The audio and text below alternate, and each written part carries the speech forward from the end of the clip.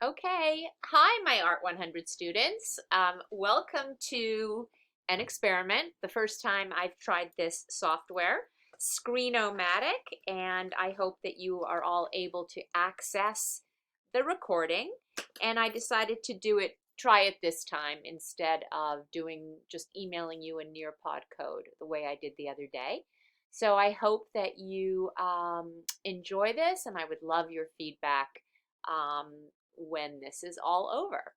So today we're going to be talking about really the beginning of Impressionism. But we always start with this artist whose name is Manet. And that's Manet, M-A-N-E-T. And make sure you don't confuse him with Mr. Monet, M-O-N-E-T, who we're going to be talking about a bit later, the great Impressionist. One of the things that I want you guys to know about Manet is that he actually is in a category of his own.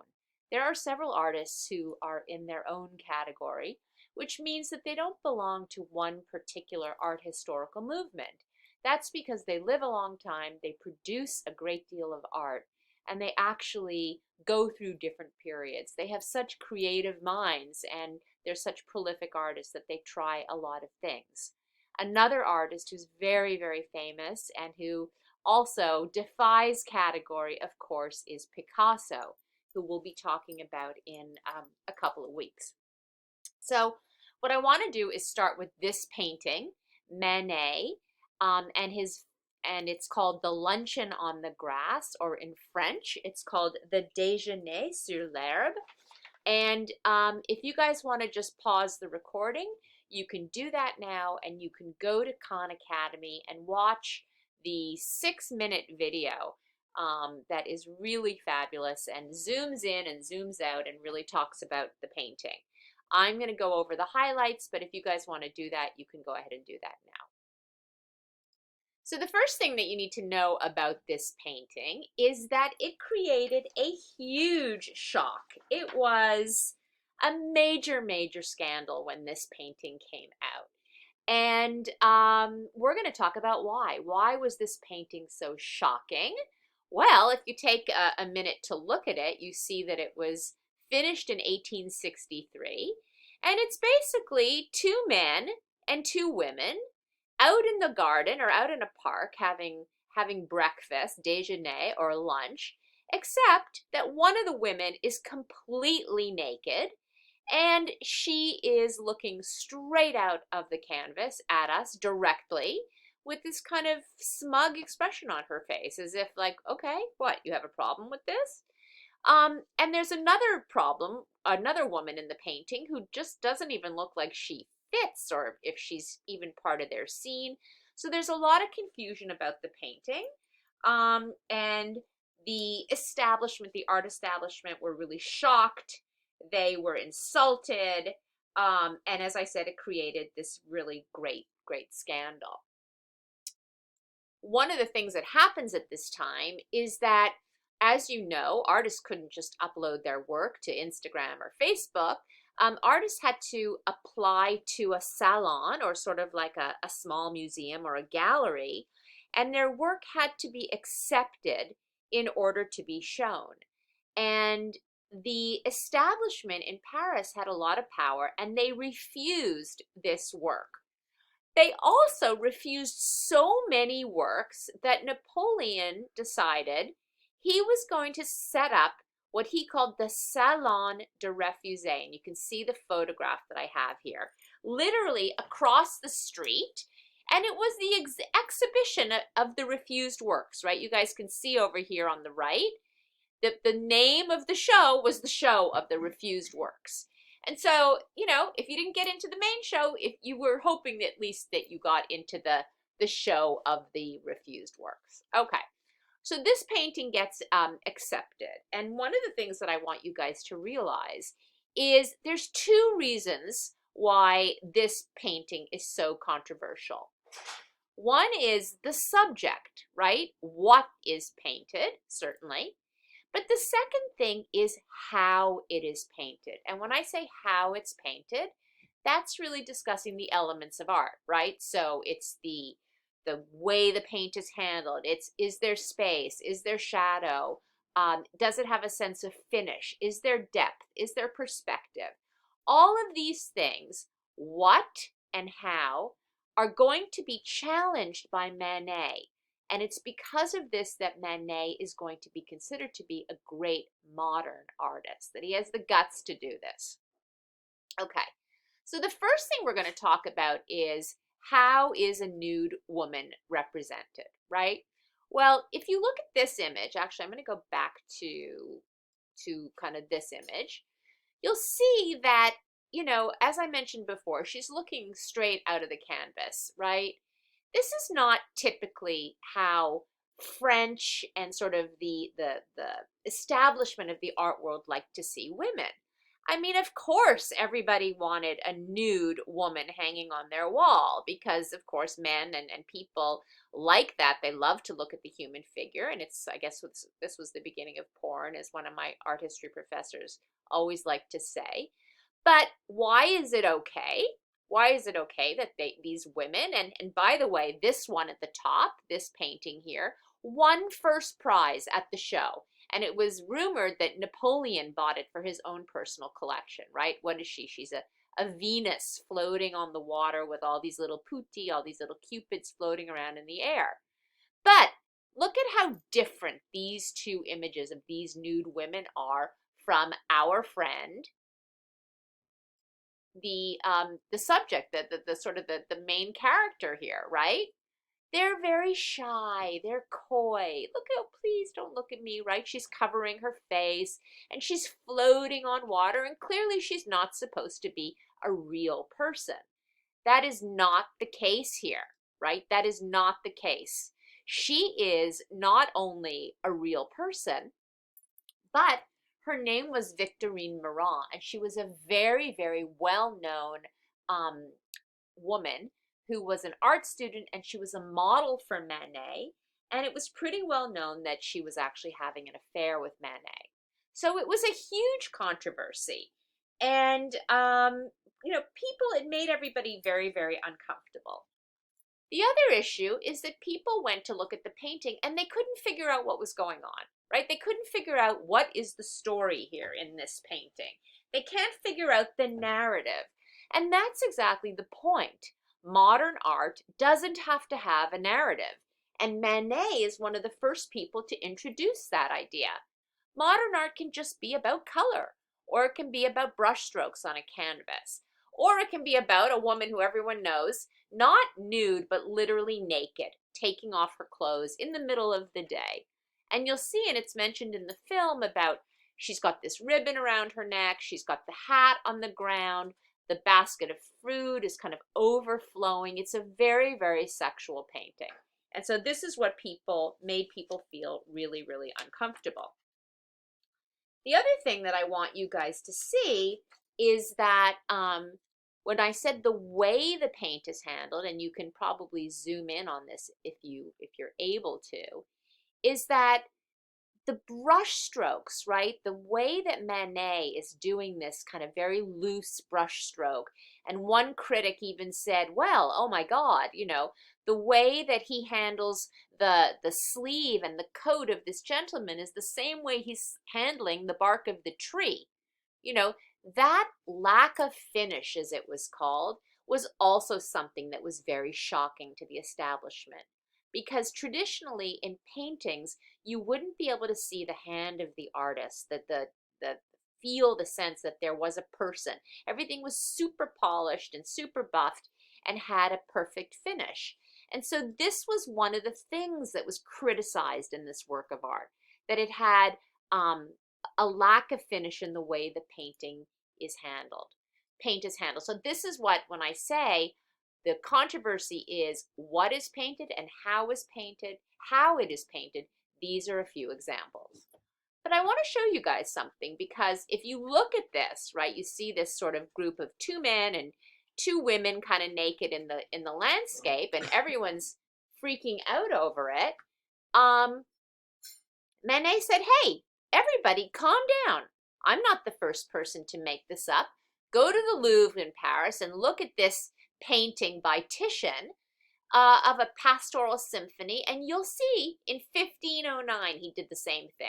Why is everyone so upset about my painting 360 years later, right?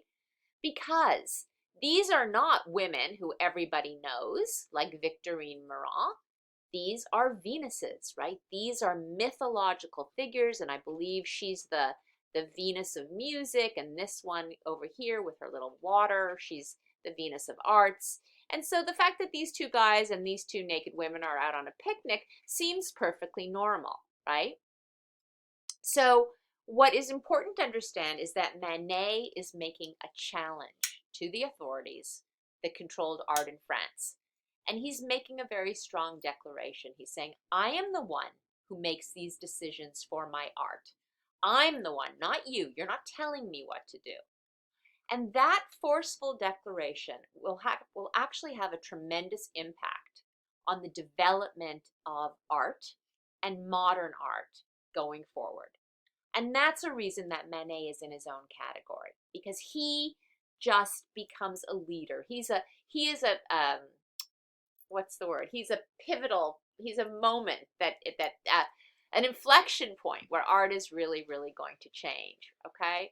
So it's a really cool painting. The other thing that I want to show you that's really interesting is if you look at this, you'll see another group. Look at these guys right down here, right? Can you see this figure who has his hand on his chin, and then these two? Again, it's an old engraving that we think was from a Raphael painting from the Renaissance. And again, so he says, look, I'm just using this composition. Why is everyone so upset about my painting when they loved this when it was, a Raphael painting?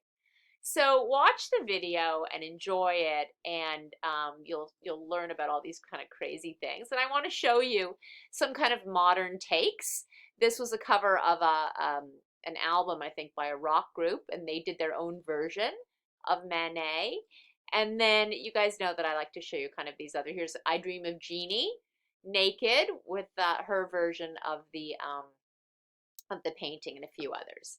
So if you haven't watched the video yet, I think you should take a minute and do it now. Okay, so I'm going to show you two more Manet paintings that are really interesting. And I don't have that much to say about this one. I actually left the title and the date off of it, but I just wanted to show it to you because it's a really beautiful painting, and it exemplifies some of these qualities that I was talking about with the other painting, the Déjeuner sur l'herbe. And that is that it's a very, very modern painting because of two things: the subject and also the technique, right? The what is painted and the how it's painted. So who do we have here? We have a woman. She is out, probably at a bar or a restaurant. She is alone, as far as we know. She's having a drink. It's actually called the absinthe drinker. She's having a drink. She's smoking a cigarette. And she is a modern woman, right? She has no problem doing all of these things and being on her own. But if you look really closely at it, you can also see this luscious, beautiful way that Manet is handling the paint, right? Look at the splotches of color on her left hand, on her hand that is holding the cigarette. Look at the way the color is used in her pink coat. And even look at the table itself, right? There's a messiness, there's a quickness to it. And these are the things that we so love today, but they're also the things that the establishment really, really didn't like about Manet. The other Manet painting that I want to show you is this one, called The Bar at the Folies Bergère, which is a very interesting kind of bar that people would go to. And again, Manet is doing a lot of kind of trickery here, right? The first thing is, we don't know whether the woman who's looking out, straight out at us, and again, she's a working woman, right?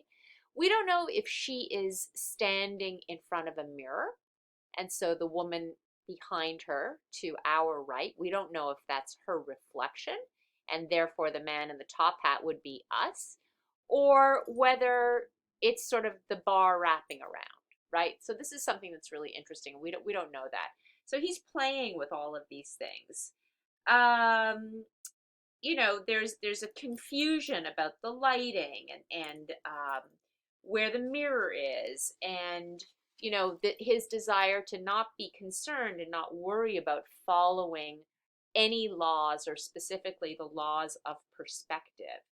And this is going to be the beginning of how artists move away from representation to abstraction. And so I really wanted to introduce that concept to you guys and have you start to think about it. The other thing that's really important that is going to be our introduction to the next movement that we're going to talk about, which is Impressionism, right? Is this concept that what Manet is doing here is making use of something called non-local color.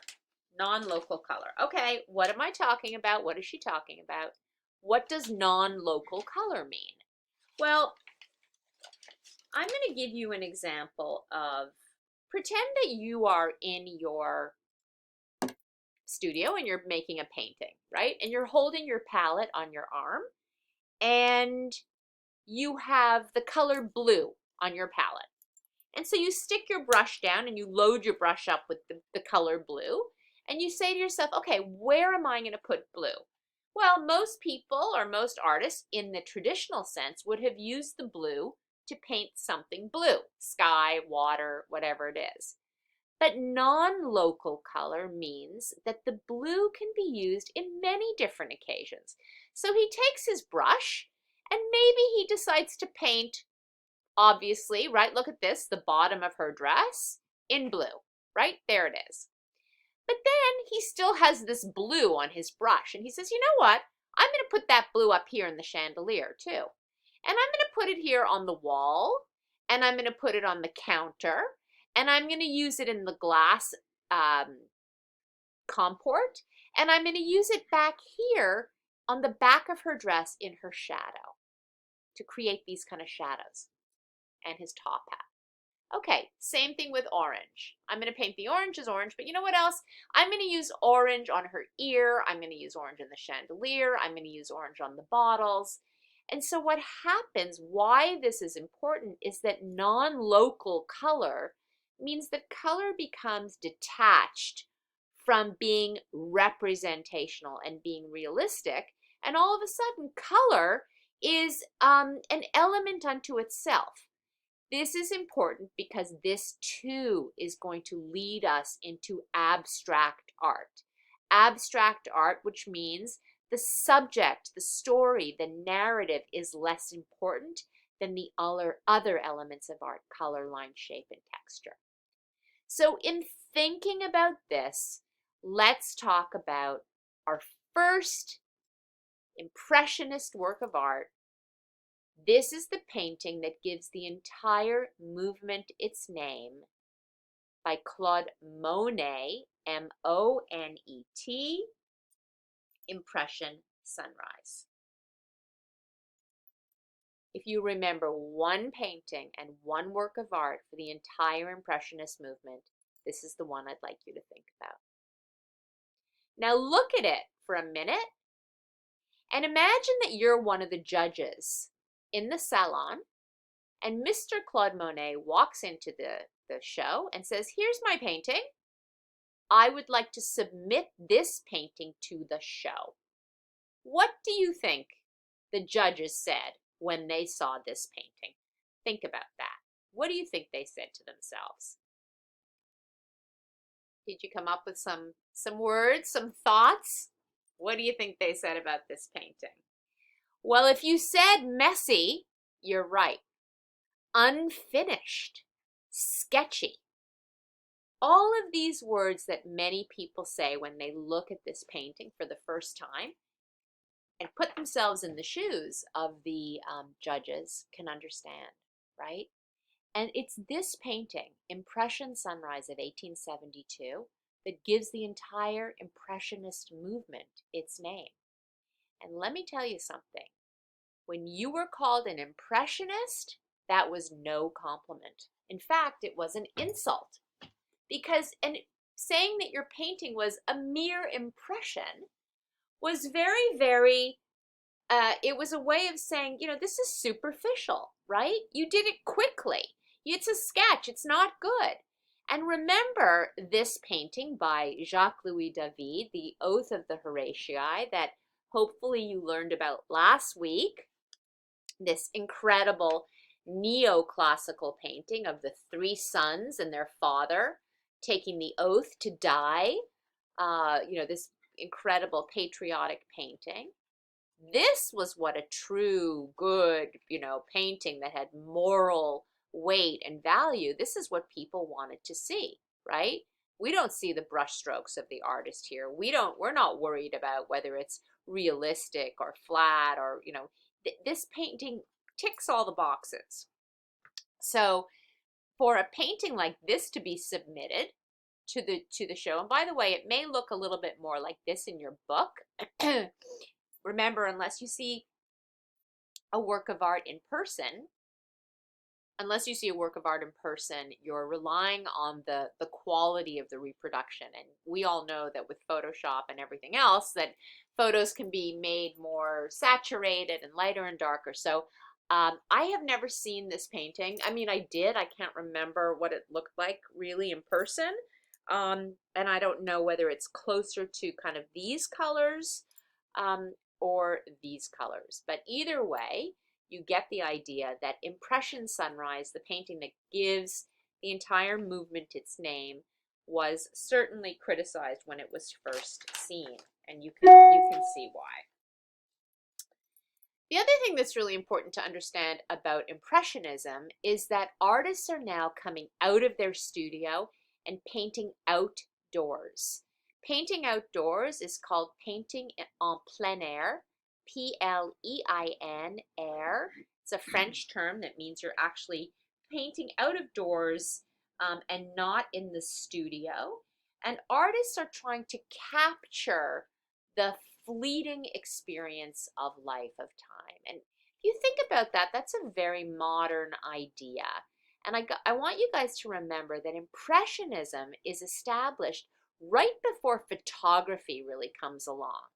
And so to capture a moment in time before you have photography, that's what these artists are trying to do, right? They're trying to make a painting that will capture a moment in time, not a timeless, view of a naked, goddess or Venus like this, right?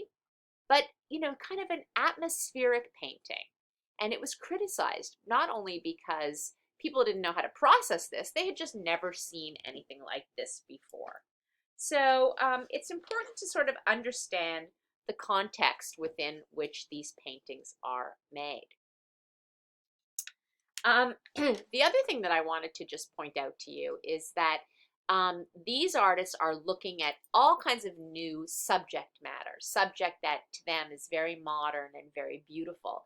And you can see here kind of Monet goes to the train station, the railway station, and I want to show you something really wonderful. This is a sketch that he makes, and you can see, I love sketches because you really get into the mind of the artist, right? You can see the vaulted space here, you can see the train, and then he probably quickly sketched this out and then made his painting. And this is another one. By the way, this one is here in Boston at the Fogg Art Museum, the Harvard Art Museum, and if we can ever go there again, that would be a really wonderful thing to do, to try to go and see that painting. And this is actually another one. It's a different version of the painting.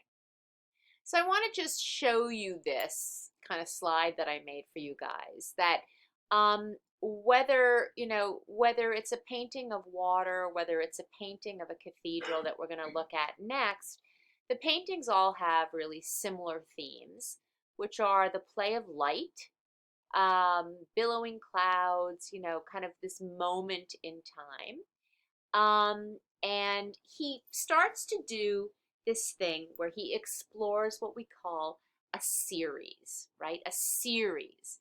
What is that?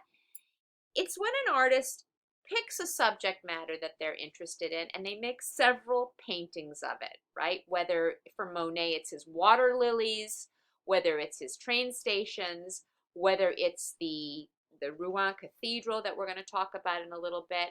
And why would an artist want to do the same subject, the same theme over and over again?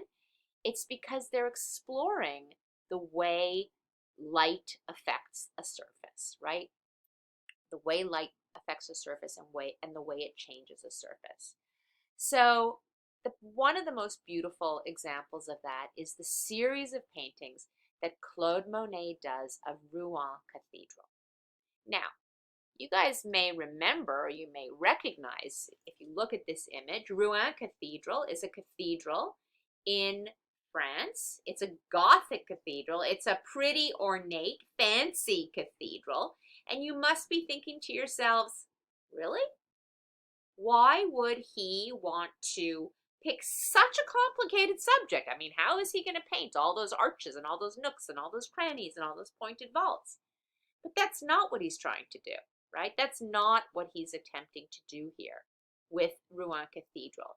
It's merely a subject to be explored at different times of day to notice the play of light on the surface and how that changes. And literally, he made 30 versions of this painting, of this cathedral. And the minute the light would change, whether it was dawn, whether it was rain, whether it was mist, right? In the sun, in the dawn, he would change the canvas out.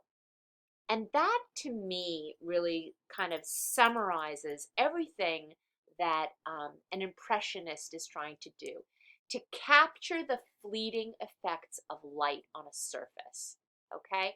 That's really what these artists are trying to do. So again, why a series and why in particular, oops, I got a typo here, sorry guys, let me change that. Surface. Why a series? And why this series? Because he is trying to capture the fleeting effects of light on a surface. That is what Impressionism is. So the best thing to do is for us to stop for a minute, go to the Khan Academy video of Rouen Cathedral, and really understand how beautiful these paintings are. So hold on one sec, and I'll be right back.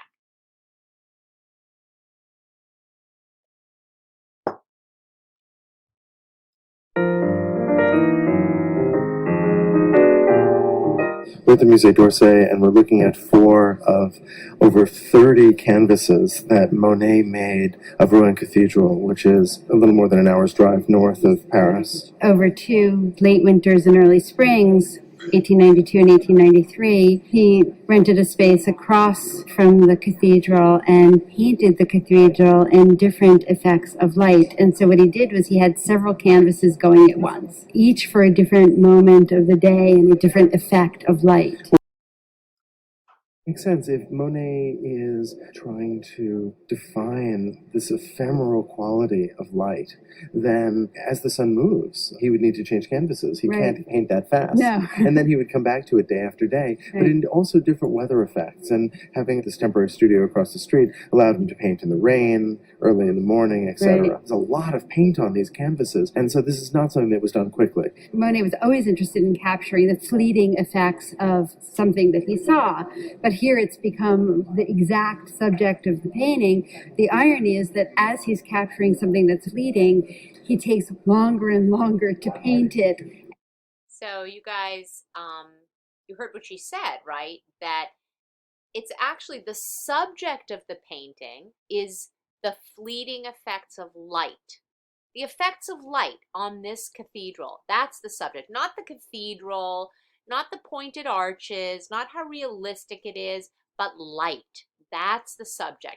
He could have picked a banana to paint, right? He could have picked a refrigerator, but he chose the surface of this cathedral basically because he rented a studio across the street and he had a perfect view. He could be inside and he could be looking out his window and painting this. To finish it not outside, but to finish it in the studio.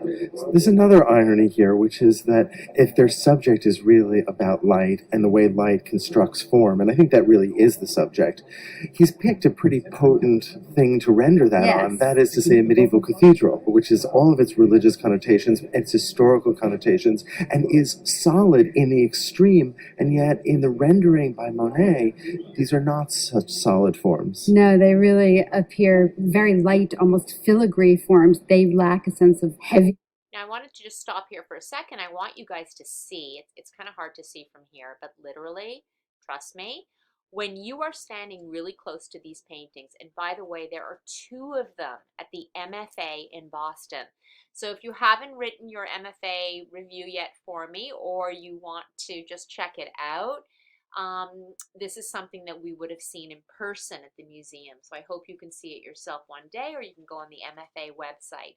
We have 2 of these Rouen Cathedral canvases, and when you stand really close to them, like I do, although don't get in trouble from the guard, put your hands behind your back, it just looks like splotches of paint. But as you take a few steps back and back and back, the image, the clarity of the image starts to come into focus, and it's really powerful. Three-dimensionality. The subject of a Gothic cathedral is divine light itself. So why would he be interested in a just formal sense of the Gothic cathedral? And I've always thought that it had to do with the enormous complexity of the surface. There's no doubt that it's the complexity of light and shadow on the facade of a cathedral like Rouen Cathedral that was appealing to him. But I don't think it's simply because the Gothic church has a fabulous facade. I mean, he's choosing something very identified with France, the Gothic style. There feels to me like there's something nationalistic here. There feels to me like there's something poignant here. So this is, in a sense, taking that grand history, taking all of the power that these function as symbolically, and in a sense, understanding them through the lens of the late 19th century. They're meant to be seen together. I mean, he exhibited them together. They're very beautiful, and one really does get the sense of optical effects of different times of day. The morning mist, the sun coming out, the heat of the afternoon sun. What happens, to my eyes, as I move across the canvases, is different parts of the cathedral protrude and recede in different ways, in different light. And in a sense, the physical stone itself becomes really this mutable experience, in that the building is shaped and reshaped by the way that light hits it, and that the very architecture is transformed. And in a sense, it is the triumph of the optical over the physical. Which is something very different than the Gothic architects would have thought about the church, because what could be seen was really a symbol for what couldn't be seen. And in a way, what Monet seems to be telling us here in the end of the 19th century is what we see is what there is. That there is truth to our experiential. So that's a very modern idea, right? That's very modern to give people the credit that there's truth to their personal experience, that there's not this overriding theory of maybe Christianity or how they need to feel about the church, but that people can have a really personal experience as it relates to that. And that's why there's so many ways to read into these incredible 30 canvases that Monet does. So have a look. You know, there's some really good stuff here with the Khan Academy, as you know. You can sort of read a beginner's guide to Impressionism, and it talks all about, you know, the different artists. It's a wonderful resource, as you guys know.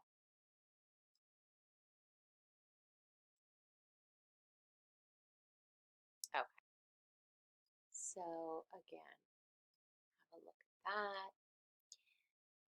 The other series that he does is he does these beautiful series of what he calls grain stacks or haystacks. And I think that they're really interesting because, you know, it's really about man's intervention on the landscape as well.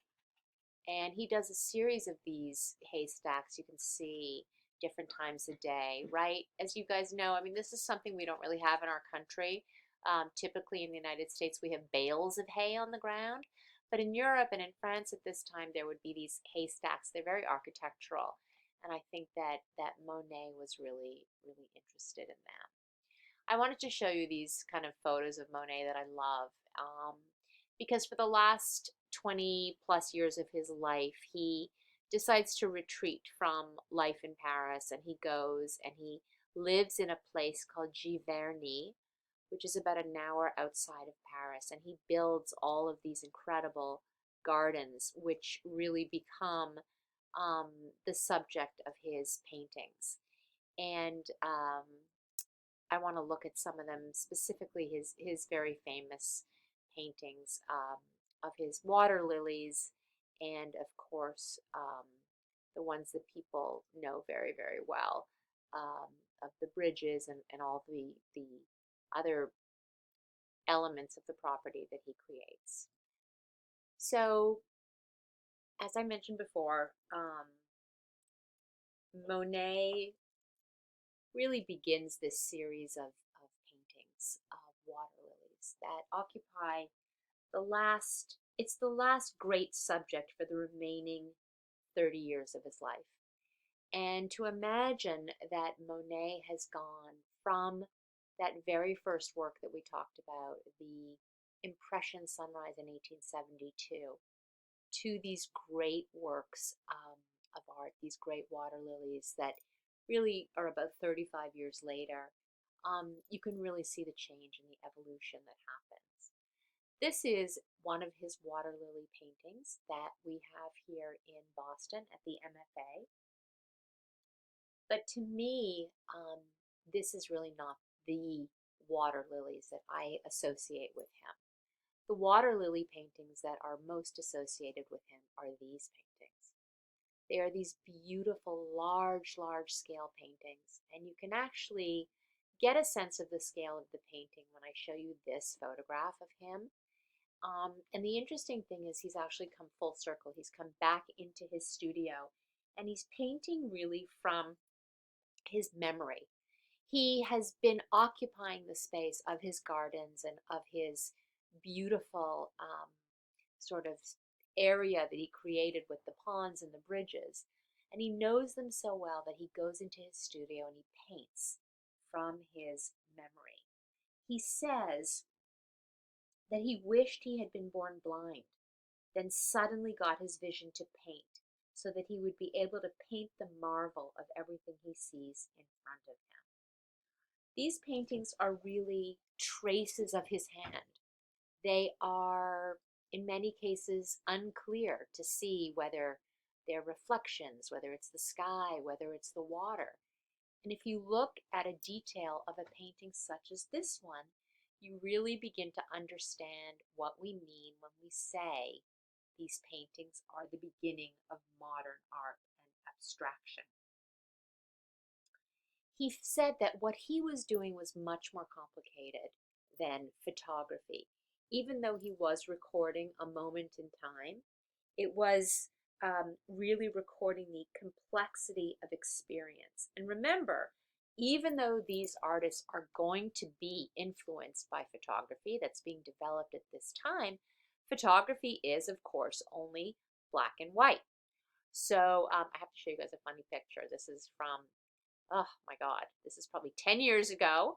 My daughter and I went to Paris, but you can, in fact, see the scale of these paintings. Okay, enough of that. There's no narrative. There's no story here. It's about experiencing the painting. It's about his lyrical response to the world. He said that he spent a lifetime looking at things, and now at this stage, all he wants to do is paint them. And he said that it's the light against the darkness of the world and man's acting in that world that he wants to paint, and to leave us to our own contemplation. So these are just exquisite paintings, and I think it's a good way to kind of summarize what we've learned so far about Monet, right? He takes Manet's use of non-local color. He really is the father of Impressionism. He creates the name for the movement, which I told you guys was an insult to be called an impressionist. He's the first one to start these series paintings that he does of the train stations. And then, of course, the famous series paintings that he does of the cathedral, of Rouen Cathedral. And then, of course, the garden that he builds, and these incredible, incredible paintings of the Water Lily series. So there's another incredible Khan Academy video that I'm not going to show you the whole thing. I want you guys to try to watch it yourself.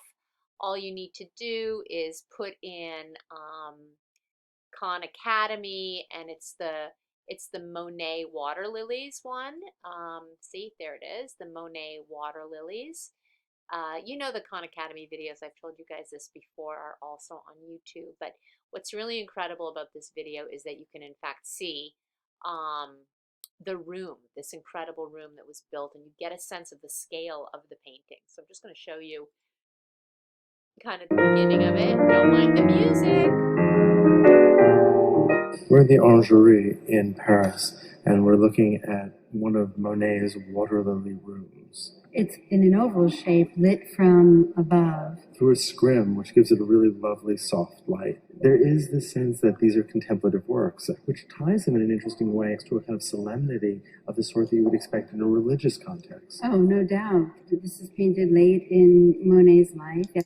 So I want you guys to just, take your time, and you can watch the video. It's really beautiful, and it gives you this, and it has all these great pictures of him. You can see here down at the bottom. It talks about the train station. It really gives you a great review of kind of the context of the paintings, and of course, it zooms in and out on them. Like here, hold on, I want you guys to see this.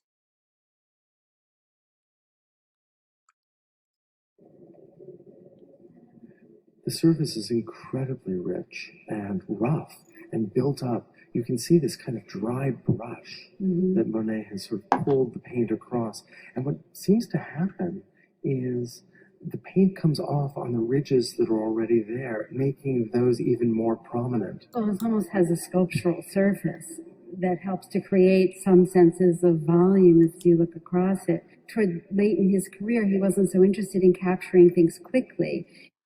So you guys get it. I love these videos because, again, it's like taking a field trip, right? You can really see closely. You can see the brush strokes. And you guys can see why this is the beginning of, abstract art, and why, we're at this moment. We've kind of made it all the way through different art historical styles into this moment of modernism. And so I wanted you to really see that and understand why that is so cool. Gotta make my little window smaller here. Oh well, of course I don't know how to do it. All right, well, you're gonna have a big window for now. All right, so that is Monet, right? So today we've talked about Manet and Monet. There's some other Impressionist artists that you'll probably read about in the book. One is this woman, Berthe Morisot, and there are actually two well-known female Impressionist artists. One is Berthe Morisot, and one is, of course, Mary Cassatt. And she's an interesting person because she is an American woman. She's the daughter of a wealthy Philadelphia banker, and very surprisingly, her father supports her and decides to let her go to Paris. She says, I have to go to Paris, Dad, if I want to be an Impressionist painter. And she actually becomes very good friends with Degas. He's the guy who does all the ballerinas. But if you go to the MFA in Boston and you're looking for her work, you're not going to find her with the other Impressionists. You're going to find her in the American wing because she is in fact American, even though she spent her whole life in France painting with the Impressionists. One of the things I wanted to point out to you, I want to show you guys these, is that there's a big exhibition of Japanese art that takes place in Paris, and Mary Cassatt and a lot of the other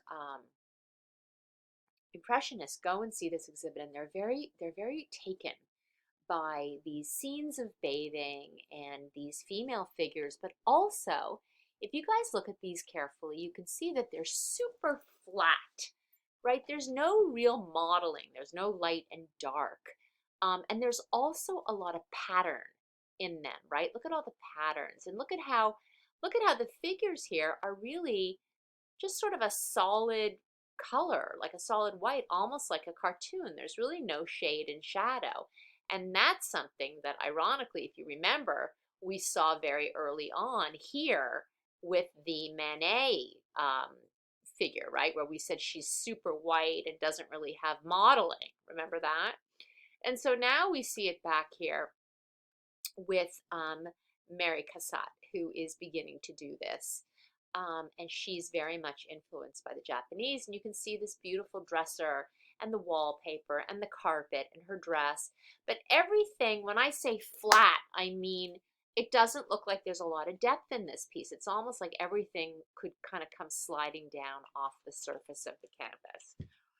Even though she's a modern woman, she's still not allowed to go out into nightclubs and all these things by herself.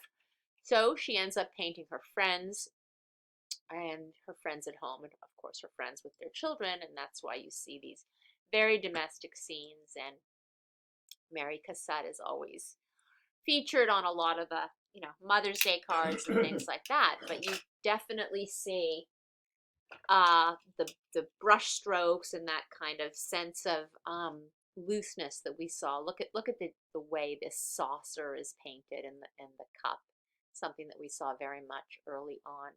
One of her famous works of art that is in Boston, and it's super cool, is this painting at the opera, right? And she's looking with her opera glasses, and we also really have a sketch that she did, because we know she didn't paint this at the theater, actually. But if you look at her here, this is all about looking, right? She's got her glasses, she's looking out, but look at this guy, right? See this guy here? He's got his glasses and he's looking back at her. And, Impressionism is very much about that. And there's another beautiful video. If you guys are in the mood, you can watch it. Okay.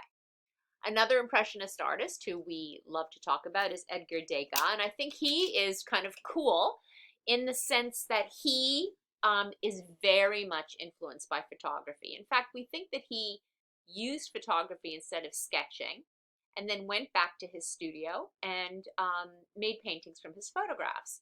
And because he did this, all of these weird things kind of come up in his paintings. So for example, I want you guys to look down here at the lower left-hand side of the canvas. Do you guys see this? Okay, I just tried a new function here. As you can see, I circled it, right? You see it here? What do you guys think this thing is in the lower left-hand side of the painting?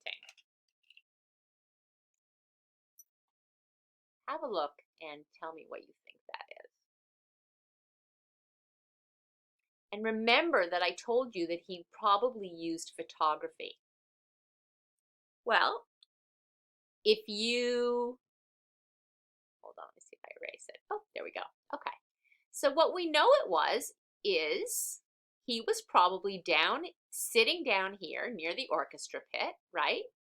And he went back to his studio, and guess what this was? The top of somebody's instrument.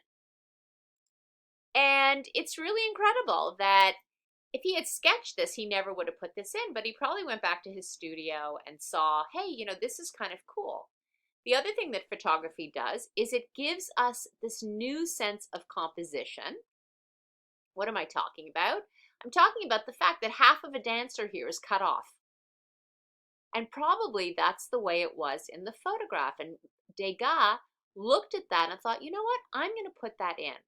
Also, we would never really see sort of this kind of behind the scenes viewpoint, right? Where this whole center part of the canvas is empty. So photography is important, and it's now teaching artists to look at their composition in a new way. Of course, Degas is very, very famous for his pastel drawings, and pastel can be chalk or it can be oil pastel. And I want you guys just to look at this and understand how incredible this really is. Just simply in terms of the simple way he is using um, pastel, and we understand the surfaces. So what am I talking about? We see the bottom of this door here, and we understand that that is where light is coming into this space.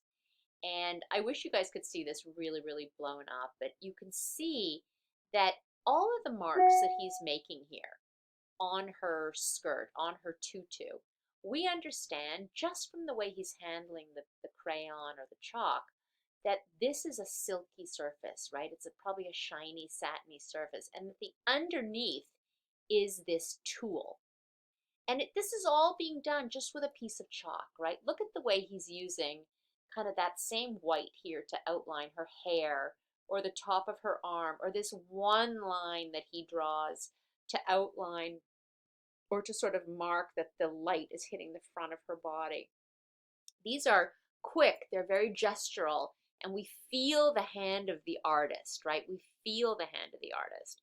And it's an incredible way to express some of the values of Impressionism that Degas is trying to explore. And so you can see it here. Very theatrical light, and again, the bathers and the dancers are themes that are very typical of him. He too was influenced by this exhibit that took place, this Japanese exhibit. And he's also exploring kind of color and the relationships of color. And a lot of scientific theories come out at this time about color and the way our eye sees color. And we're going to talk more about that when we talk about the post-impressionists for the next video, next lecture.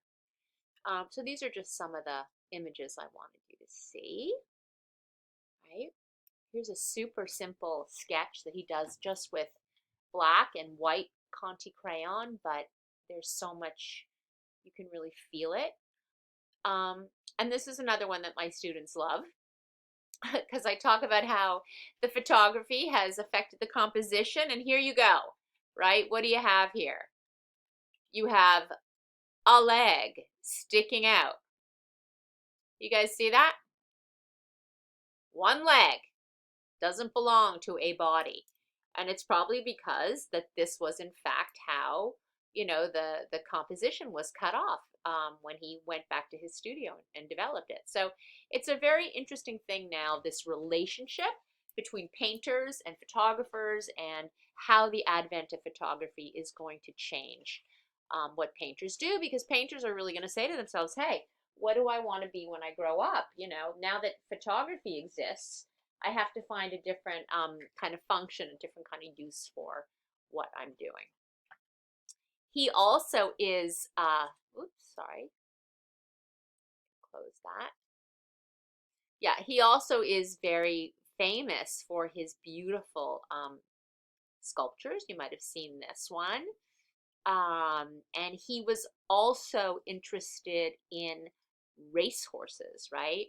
And this is the time, I don't know if you guys recognize this image of Edward Muybridge. I always have trouble saying his name. He invents the first, he takes these kind of freeze-frame photographs of a horse galloping, a racehorse, and he proves that horses actually have all four of their hoofs, all four of their feet up above the ground at once. And it was kind of a really big deal because nobody believed that this is how things actually happened. And so Degas is very influenced by this, and he does this incredible sculpture that I love so much of this racehorse. And you can just see it's actually made out of bronze. And look at his ears, right? Look at his tail. Look at how the hoofs are up in the air. It's so beautiful and it's so delicate. He does a lot of these incredible paintings. And I think you can see the very, very strong relationship between both racehorses and dancers. So that's Edgar Degas. And the last artist we're going to look at today is Renoir. I'd love you guys to look at this really, really carefully. Renoir is kind of one of the favorite Impressionists because he's the one who makes all the pretty paintings of people having fun and boating parties and happy couples dancing and, you know, kind of being at balls and parties together. But if you look at only one of Renoir's paintings, I'd like you to look at this one really carefully, the Moulin de la Galette. and look at these kind of funky spots. You see all these spots that are everywhere? See these kind of spots that are literally speckled all throughout the painting, right? See them? Do you know what they are? Yeah, they're the light coming through, kind of dappling through the trees. And if Impressionism is a movement that's about light and the effects of light on a surface, this is how Renoir is approaching it. It's also an interesting painting because it marks this idea that now people have what's called the weekend, right? It's this time, the turn of the century, is when we have the invention of the weekend. People are working and they work, and then on the weekend they go and they party and they're together. And so you see that happening here, and it's one of those paintings that really reflects that. So I hope that you enjoyed this first lecture of me trying to record myself. I think it'll be really helpful for you guys, maybe better than me just sending you a PowerPoint. And I hope that you watch the videos that I've outlined. I'm also going to post them onto Canvas and tell you exactly what I'd like you to do for this week's assignment. Okay? Thanks.